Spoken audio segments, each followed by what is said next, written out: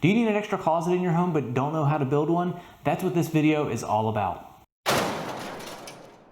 What's up, I'm Mike with woodshopmike.com, and today I'm going to run you through the steps I took to add this closet to our guest room. For this project, I got everything I needed from the Home Depot. They had me covered with their buy online, pick up in store options using the pickup lockers, the customer service desk, or curbside pickup.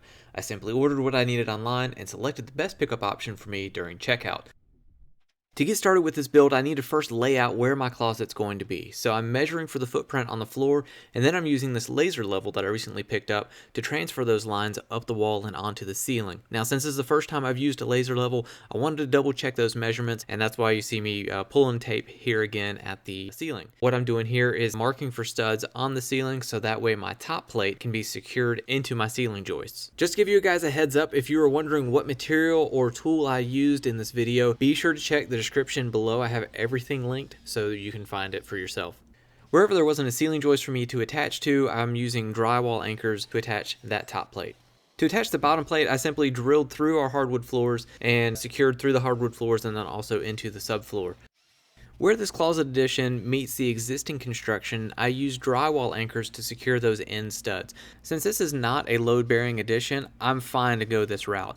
If this were a load-bearing wall, you would need to take a different approach. One thing that I did before I started cutting studs, or especially hanging drywall, is I put down brown paper on the floor. I wanted to cover up my hardwood floors to keep them protected, especially from the drywall dust. It's super difficult to clean up, so if you have hardwoods, do yourself a favor and absolutely put down some brown paper or some kind of covering before you get started.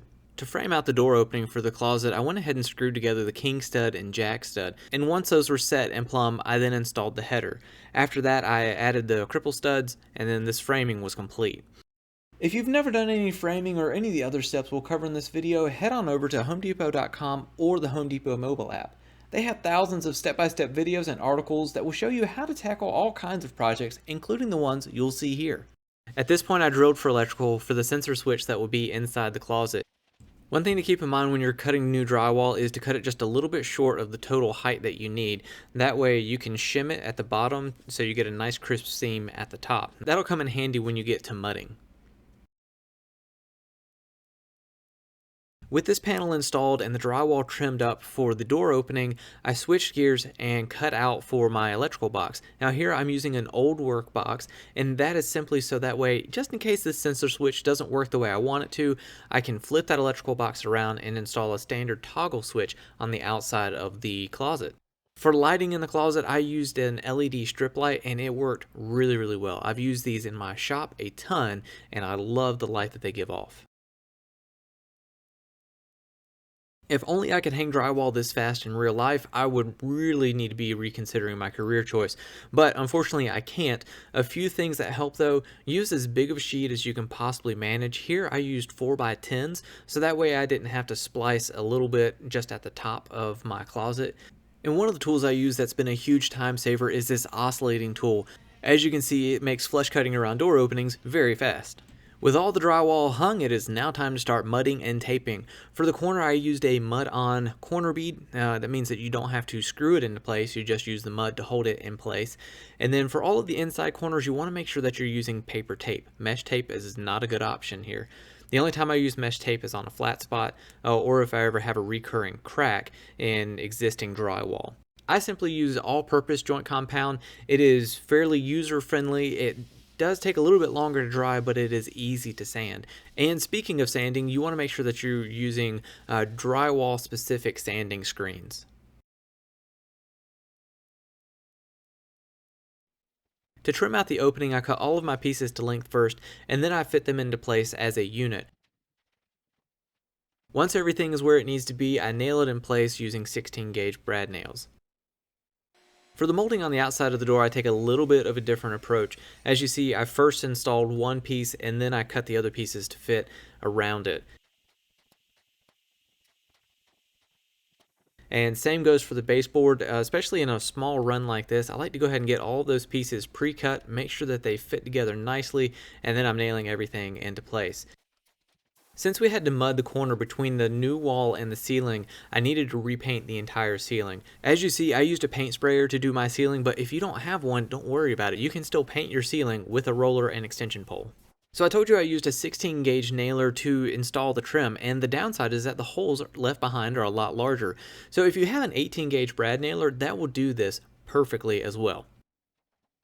Before I can start painting, I need to caulk all of the trim. One tip for you is I like to wear a glove while I'm smoothing out the bead of caulk, and then I keep a damp rag handy so that way I can wipe off my finger and just keep those caulk lines nice and clean. Okay, y'all, we're in the home stretch. It is almost time to paint, but first, coffee. So anytime there's fresh drywall to paint, you need to make sure that you're using a drywall specific primer, and that's what I'm doing here. That drywall, if you put regular paint on it, it will just soak up your paint. Even though I got this paint just a couple days ago, I always like to go ahead and give it a good stir just to make sure that anything that's settled is thoroughly mixed up. And hey, check it out, my walls are magically taped. First, I like to cut in with a 2.5 or a 3.5 sash brush, and then I go back with a 3/8 snap roller to roll the main portions of the wall. Since I do not have the steadiest hand for painting, I always have to tape off, and that means I needed to give my wall paint 2 days to dry before I taped off for painting the trim. To make the shelf for this closet, I used 3/4 inch pure bond plywood from Home Depot. And after it was cut to size, I decided I wanted to dress it up just a little bit and add some edge banding to the front edge. This stuff is really cool because you can simply use an iron and iron it onto the edge of your wood. It has hot melt adhesive on the back side of it, so when that heats up, it sticks to whatever you iron it onto. It's also very easy to trim. You can use a utility knife, a chisel, or if you have a specific edge banding tool, you can obviously use that. I want to let you guys know this project was sponsored by my friends at the Home Depot. From versatile buying options, tool rentals, and thousands of how-to videos, the Home Depot has the tools and materials you need to keep building and get more done. To install the brackets that will hold the shelf and the clothing rod, I first find the center point, and then I make my marks for where I want the other two brackets to be. Here I'm using a level to make sure that everything is level because I forgot I have a laser level now. But anyways, once I have all of my marks laid out, I use some painter's tape to make these little drywall trash cans, maybe you call them, to catch the drywall dust as I'm drilling a hole into the wall. The reason I'm doing this is because drywall dust is incredibly abrasive and difficult to clean off of hardwood.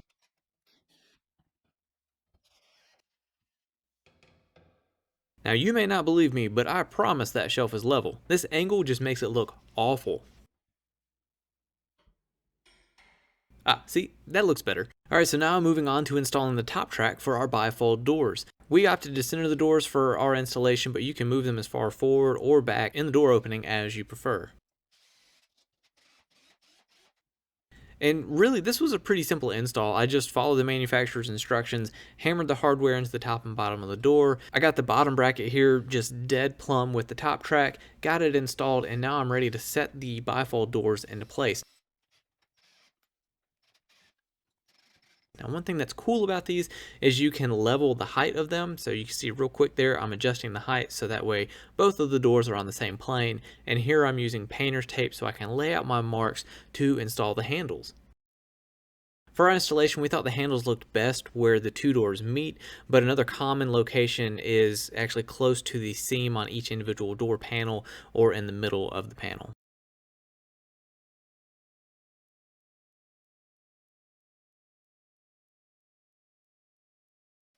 Okay, y'all, check it out. This closet is done.